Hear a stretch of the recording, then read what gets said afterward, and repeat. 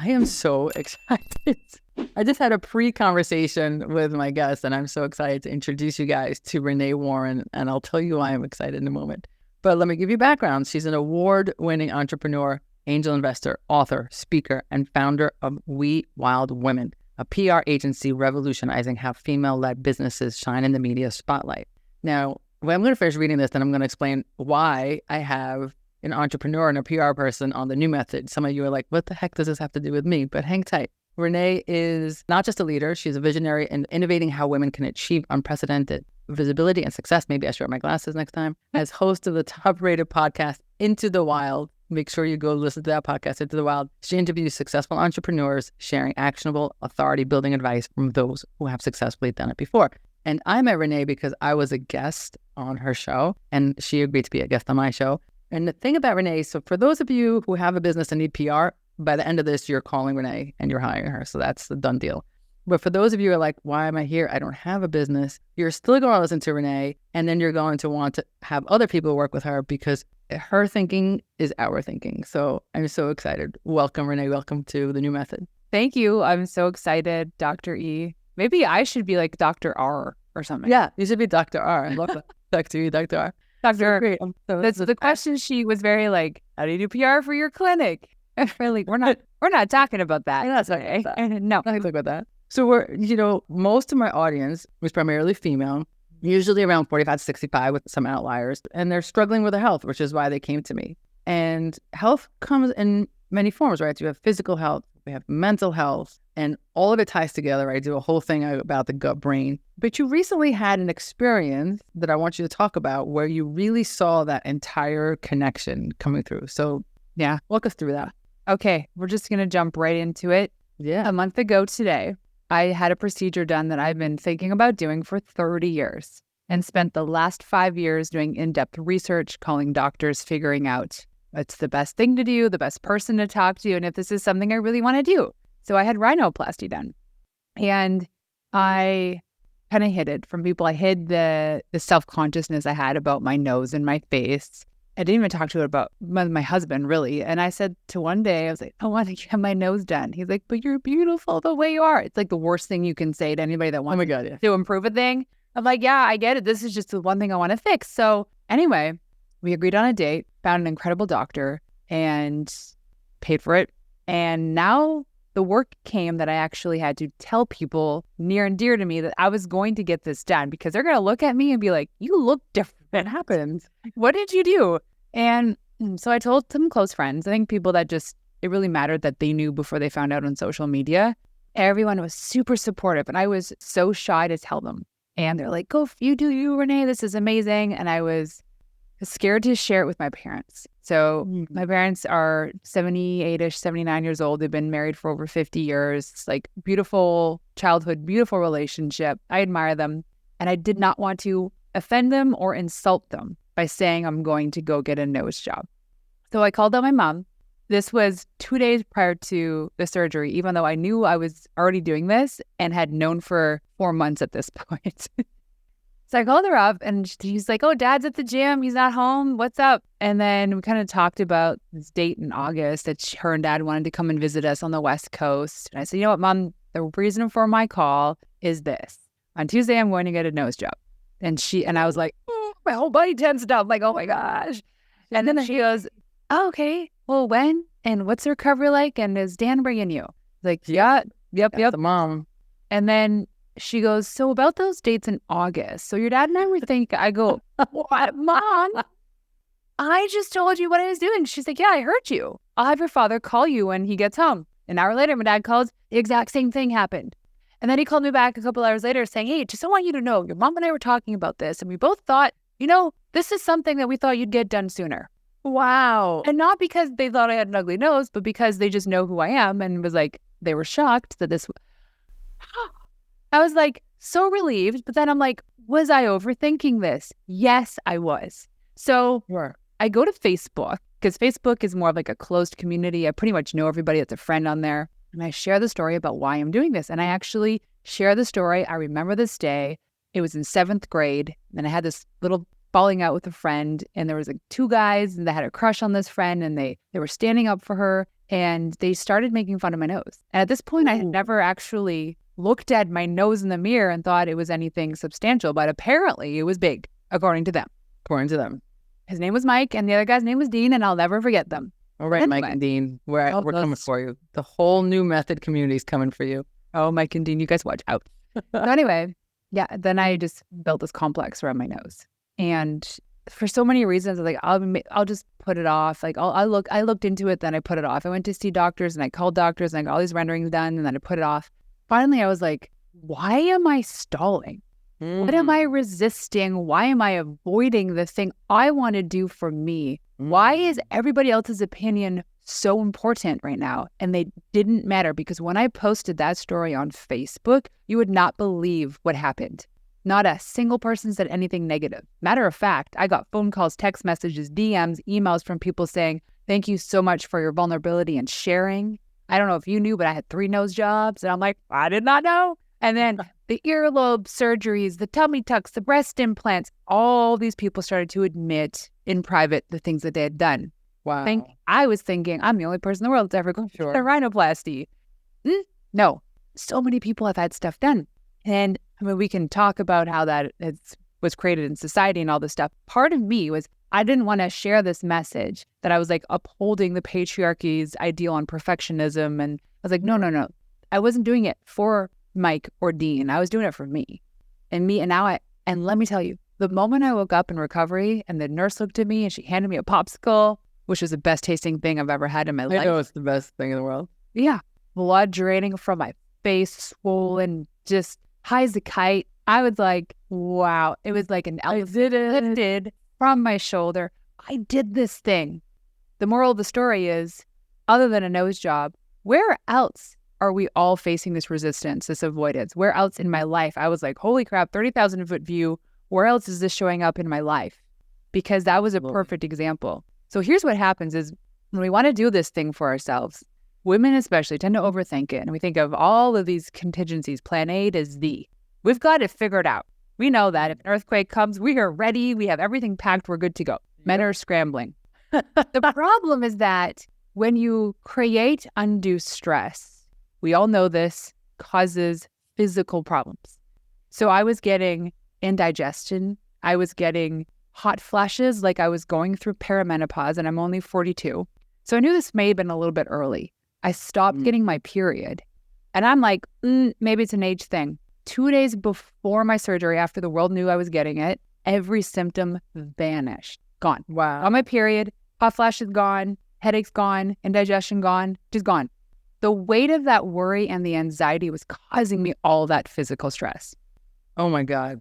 That is so powerful because, you know, in the new method, we tend to focus more on nutritional and supplements and movement and sleep. We do also talk a lot about stress, of course, but since it's not my area of expertise, we talk about it, but these type of stories really drive it home, where you have these physical symptoms just from the stress of holding something in. It's like amazing.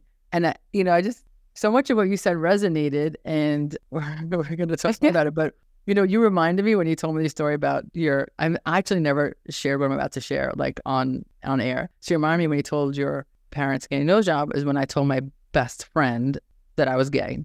I was still married to a man, and this is my best friend from high school. She's been in it forever. And I was like, I got to tell you something because it's like eating up. And I waited for months to tell her.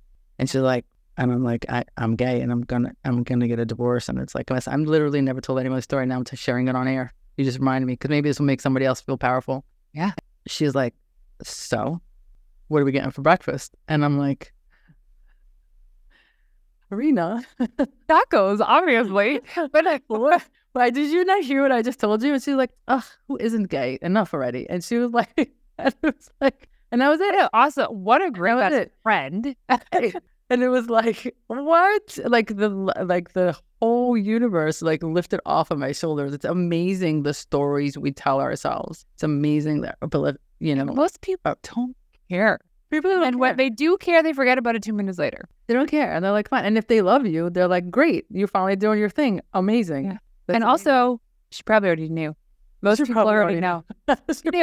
She knew. And so when I shared to my closest friends that I was getting a nose job, they all knew because their reaction was like, almost like, you know, the Yeah. man or the woman's going to propose, but all your friends already know it's going to happen. And like, hey, That is so funny. do you not like my nose? And they're like, no, I think you're beautiful. We love you. But it's like, they just know. Yeah, 100%. And then, you know, like, oh my God, there's so much to unpack. Saying doing it for me is another big one. A lot of my clients, they've come to me after many years of going from doctor to doctor, and their kids are probably older, and like everyone's kind of settled, and they're just done feeling achy all the time. And then they finally come to me, and you know, it costs, you need some resources to do it. It is expensive to kind of be in my program. And over again, they have to go through this process of finally being okay spending on themselves, of finally saying, okay, I'm going to do this, right? I'm going to cook the dinner for myself, even if it's not what everybody else wants. And like really taking a stand for themselves. And they've taken care of everyone, their parents and their kids and their husbands. Now they're finally taking care of themselves. And the process itself is so powerful. The process of making that decision of saying, I am, you know, joining this program, I am getting the nose job, I'm going to do the thing, is so powerful, that choice. So yeah, it really is. So tell us a little bit about you. I think you told me also like you prepped your body before the surgery. Tell me what that looked like. So I was inspired by my friend Emma, who years ago, I remember seeing this story on Instagram that she was going for a tooth extraction. And as with most surgeries, you have like cosmetic surgery, tooth extractions is you're required to take antibiotics afterwards, which pill or not, I don't know. I stand kind of indifferent in this. I know that if your body is physically in a good standing position, as we know, you might not need antibiotics. So she did everything she could. She talked to her doctor. She did all the research. How do I prep my body so that I don't need them?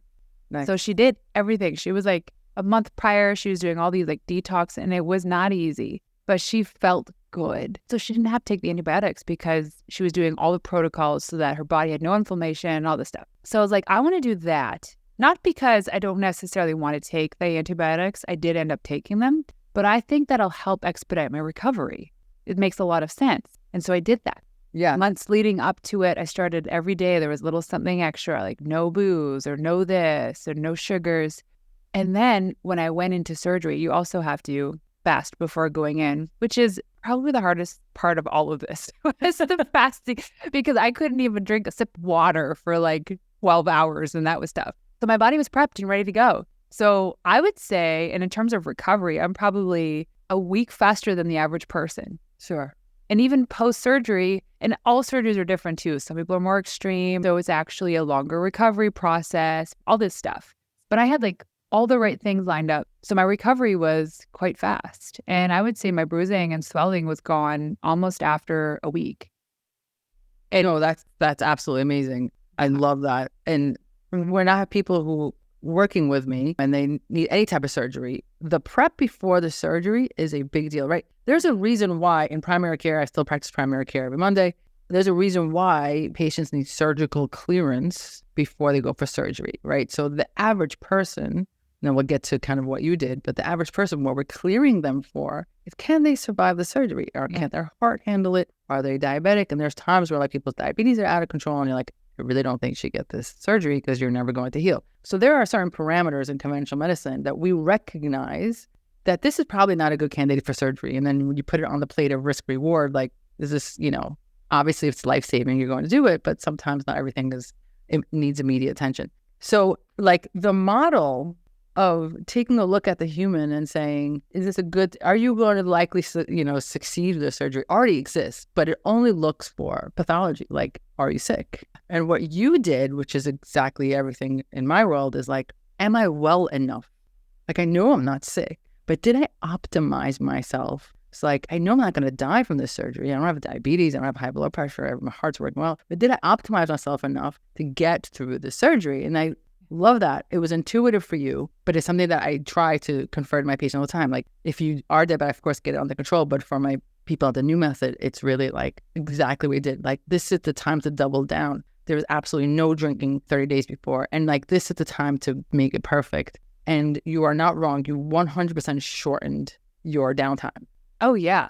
It was like the next day, but the day after, as always, you're still kind of doped up. Swoopy, yeah. I remember we were driving back from Vancouver, so it's about a 5-hour drive from the surgery to where we live. and we stopped to fill up. So my husband was driving, and I went into the convenience store to get a snack. And the day after rhinoplasty, you do not look good. You're like, you have a blood catcher under your nose, your pug are swollen. But I felt so good. So I walked in there, and the guy behind the counter was looking at me funny, like side-eyed, like, what the heck? Like, what's and happening? I turned to him, and I said, pointing at my face, I'm like, don't worry about it. I'm a professional MMA fighter, and I had a fight last night. It didn't end well. And he's like, and I said it with such conviction. Even my husband was like, that was good.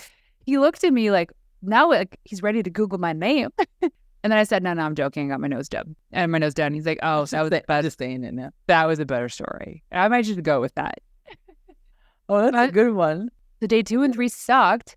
And here's what's about this. When you actually have the foundation of like great optimized health, and you do something like this, and you're not supposed to work out with intensity for 6 weeks, that's hard. Like this has been 4 weeks now, and I'm just getting back to the gym, but I can't go back to CrossFit for another couple weeks.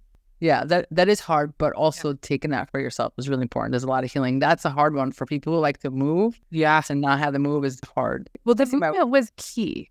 Like constantly moving. They actually said on the recovery that every 2 hours, get up and walk for 10 minutes. Yeah, that movement's really important to prevent blood clots. Yeah, but I was moving all day, just like coasting, just like, just maybe up. You're so happy. Coasting, go on the treadmill for like 2 seconds. And I get it. Here's the thing is you need to deposit. This is like a metaphor for everything in life. It's like you got to do the work to have that foundation of great health for anything you do in your life. Like when I see these videos of women starting CrossFit when they're like 87 years old, I go, how? It's because they have the foundation of great health. Sure, they enjoy their cakes and they might have like a rum and coke every now and then. We are human. We can enjoy these things.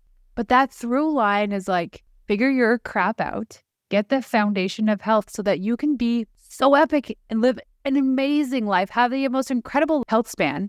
And oh my God, you can be a freaking superhero. I'm like smiling ear to ear because one of the metaphors I use all the time is like your health is like finances. Some of you are still in credit card debt. Some of you are living paycheck to paycheck, and some of you are able to save for your 401k. And this is important because if you're in debt, it's really not a time for me to talk to you about saving for your 401k. So if you're in severe pain, you still haven't figured out what's going on, this is not the time for me to have the longevity talk with you. So it's my job to kind of get you out of that credit card debt, help you get out of pain. And then those living paycheck are the ones like they're okay, but like one false meal or one bad weekend and they're really unwell again. Again, not the time to talk about longevity, but like how do we like avoid these flare-ups, whether it's autoimmune or whatever. And then we have the patients, so either we got them out of there or they're already kind of like they're okay. So now we have to talk about what are we saving for the future? What is the longevity game? Do you want to be 80 and be able to travel and pick up your suitcase and put it on top of the airplane without anybody helping you in that thing? If there is like a flight and they're changing you from gate to gate, are you making it? Right? Like what? So if you don't put it in right now, to your point, what is your longevity going to look like? And just a caveat for those listening, because I do have a lot of people who are really unwell, don't get discouraged. We will get you out of unwellness in here. But a lot of times people are like, oh, I feel great. Do I still need to do things? Like, of course you do. We have to start saving now for the future. This is your start life. Yeah. Yeah. Well, and here's the thing. My friend Kira says it so well, is most people don't know how good they can feel. Ah, I love that so much. Because if you're chronically always feeling like crap, you just think you get used to it. And that is the worst thing. You get used to it. You get used to it. And all your friends feel like crap. So you've normalized it. Yep. And you start thinking that this is what 50 or 40 or 60 supposed to look like. Because Betty doesn't feel good and Susan doesn't feel good and you don't feel good. So this must be your age. Yep. And that is not the case. It's not your age, it's not your weight, it's not in your head. There are things that we can do. Oh my God, I love this so much. Yeah. So it reminded me of this reel that I saved. I don't know who this doctor is. You probably will. Remind me after, I'll find it to send it to you. But he said basically like about exercise, how important this is. That for every hour you exercise, you get 3 hours of your life back. Ooh, that's a good calculation. Something like that. And I love that. When you pit somebody who exercises an hour a day, and I'm not talking CrossFit, I'm not talking training for an Ironman. Just move. Just movement. Get your heart rate up. Somebody who does that for an hour a day, doesn't have to be consecutive, versus somebody who seemingly looks healthy, might be thin who doesn't work out, but who Yep. eats okay, the person who works out will have a longer health span. Without question. Yeah. Without question. Because what it does is releases chemicals, fixes your mitochondria. And without question, everything you said is right. I tell my patients this all the time because we try to really stay away from the conversation of weight. And they have plenty of thin people who are markedly unwell and plenty of heavier people who are killing it. Their inflammation is low. They're feeling great. And so, it's about the movement. It's not just about being thin. I love that. But I think the real metric that we can't measure is really being true to yourself and asking yourself, when you wake up in the morning, how good do you actually feel? How good do you feel? How good do you feel? Yeah. Can't that just be the main metric we're going for? It is. If you're waking up and you're like, don't talk to me until I have coffee. Well, wait, Listen, come on. don't get me wrong. Except for that one. But there's levels. There's levels. Yeah. Look, I also need coffee. I'm definitely better post-coffee. Let me just, put it out there. Yeah. But there's levels, and I know there's levels because the past 2 days on our business trip, and nothing was optimized for me. Not my nutrition, not my sleep. I had some alcohol of half a glass because I'm such a lightweight. Yeah, me too. But it was a very different wake up. I wake up and I'm like, I cannot even function. I had to have like 3 cups of coffee. That is a whole different level of unwellness. And it's like 2 or 3 days apart. So I love caffeine, and I think it's a great nootropic. And there's a lot of studies that it's not a negative thing. But there was a different level of dependency for me in the past 2 days, a different level of, in order to feel baseline well, I needed it. And I think that, and I was like, I never want to feel like this on a consistent basis. But here's the thing too, in all this is we all have an addiction to something. Man. And let's just hope, let's not shame people or discourage people. If you don't feel well every day, you're thinking, that's me. How dare you call me out? It's not about that. It's really about what you're doing, Dr. E's doing. What I'm trying to convey is that you have the opportunity, the possibility is there to wake up and feel good. Because when you wake up and you feel good, guess what happens? You smile. You're happy. And this infiltrates all the people around you. Energetically, did you know this? On a frequency level, being authentic vibrates at a higher frequency than love. So being authentic to yourself, meaning the things you have to do and the things that fill up your love tank that make you happy, you are actually doing yourself, your family, your community a service by waking up and feeling good. That's so true. And then when you smile, you make other people's days brighter too. See, we have a rule in our household, despite how terribly we sing. Have you ever actually known of a person who was singing and grumpy or angry? Oh, it's so true. I love that. If you're singing, you're happy. So the rule in our household is I don't care how much you suck at singing. If you're singing, we will encourage you to continue because then I know you're happy. Oh, that's awesome. So the metric for happiness in our household is how much are we singing on a day-to-day basis? Oh my God. I love that. I love that. And in my business, every meeting that we have with the various teams, we have to start every meeting with wins. Doesn't matter how busy we are with wins. And sometimes like, oh, I don't have a win. I'm like, listen to me. If you're not in a hospital bed with tubes in and you're nonverbal, there's a win. And it shifts the whole meeting. Instead of coming in like level 20, it's like, oh, and then I was with my son and I went with baseball. And it's like, it just shifts the energy of the whole meeting. And it takes 2 seconds. That's it. I love that so much. So let me ask you a question. Your PR, your name is We Wild Women. Where did that come from? Why women? Why do women need a special PR? Why can't they just go to a regular? Well, I like women. Oh, obviously. I know. I'm talking to you. I mean, I see some women on TikTok and I'm like, I could probably go either way. They're so beautiful. So here's why. Women, to me, I am a feminist. I'm studying the ancestry. And I think a lot of that time is when, did you know that there was a point during the medieval times that women were breadwinners for families? Because women were the midwives, women did a lot of that stuff. And it only came about when the patriarchy, when the Catholic Church actually was threatened by women having a say and actually creating empowerment in society. They're like, no, and then put women in a box. And now we're still fighting the fight, but we're actually trying to get out a little bit more liberated these days. So why women? Well, I used to run a PR agency that worked with only funded technology companies. So it was all a bunch of Chads. 30-year-old chads that didn't have children, a mortgage, or a significant other. So you can imagine how they operated. It was a lot. And I loved a lot of my customers. Some of them I didn't. And I was like, I don't want to work with these men anymore. I don't. So when I started this agency, I looked at the name and I wanted to, like, I liked the WWW for it being kind of like nerdy online stuff. But each word has a significance. So we as the collective, because I don't believe we do anything in life alone.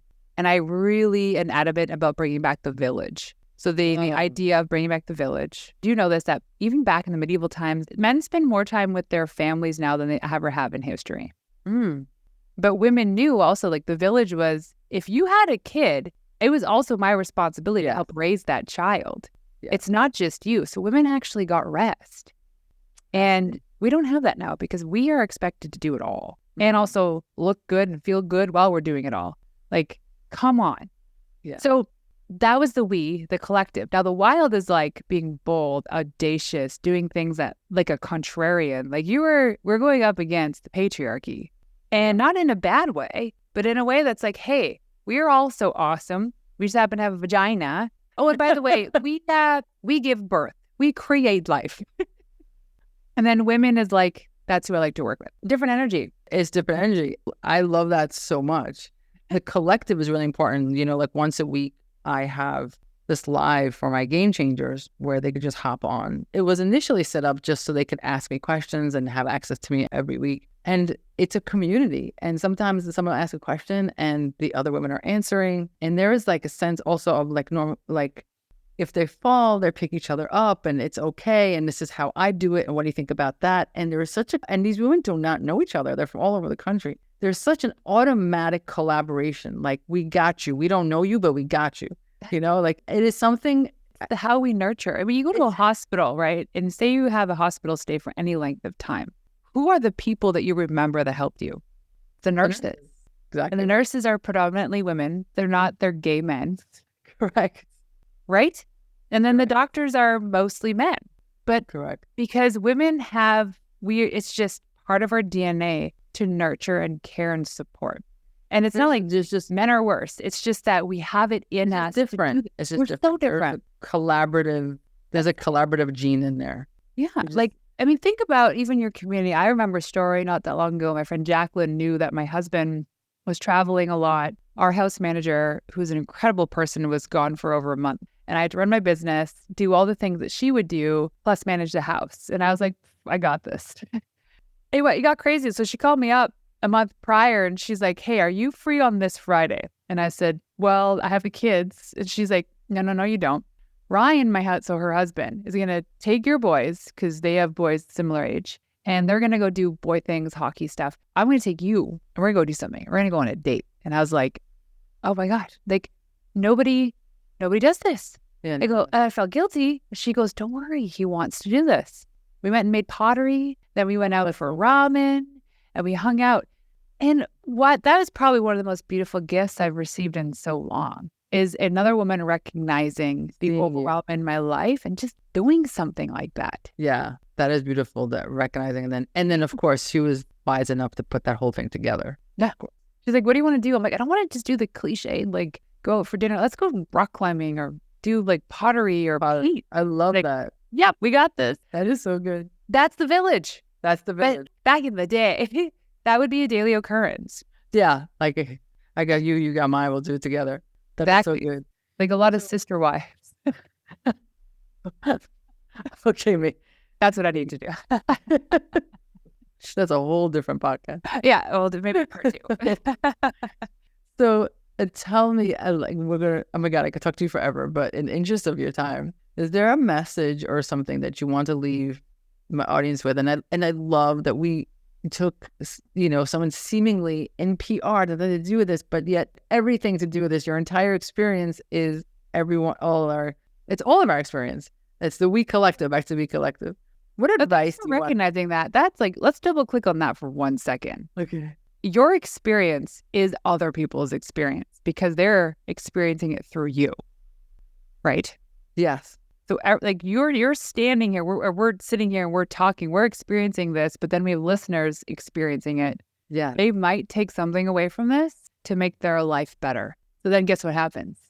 Tell me. Their family life gets better. Their community life gets better. So whatever you experience, other people do as well.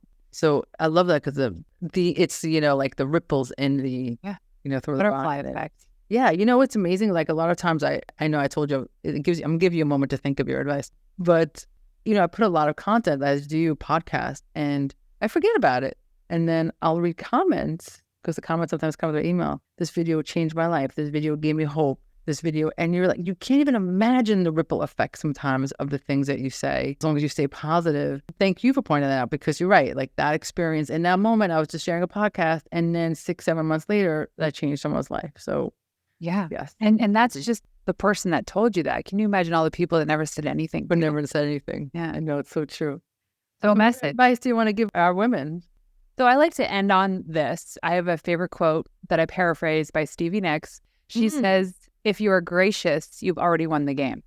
And one of my missions in life is to leave a room better than it was before I arrived. So every room I enter, whether I'm alone, whether it's the bathroom, literal rooms, this room, it could be the event I'm going to this evening. There's something I can do to make that room a better place. That's my mission. Whoa, why did I just get chills? It's so simple and so good. We used to have a plaque outside our garage because we always go through the garage house door to get into the house. And it read this: please be responsible for the energy you bring into this room. Because your BS is no one else's responsibility. And do not bring that home with you. Exactly. Yeah. Oh, I love that. Please be responsible for the energy you bring to this room. Oh my God. It's second chills. I love that. Second chills. I was like, oh, I felt that. I felt that so much. Oh my goodness. Oh my God. Okay, Renee, we're going to put all of your links. And so seriously, guys, I know this is not a business talk, but like, there's no way you are not moved by this. If you own a business, I know. If you own a business, you must work with Renee. If you know someone who owns a business, you must work with Renee, because where are you going to get PR with a soul like this? It just doesn't exist. Yeah. I put soul into all my pitches. We get replies from podcast hosts and journalists even though they're not interested in the person that I'm pitching, they will thank us for such a great personal pitch. Oh, that is so awesome. Yeah. I love it so much. I love it so much. Renee, thank you so much for your time. Well, thanks for having me. Oh my God, it was an honor.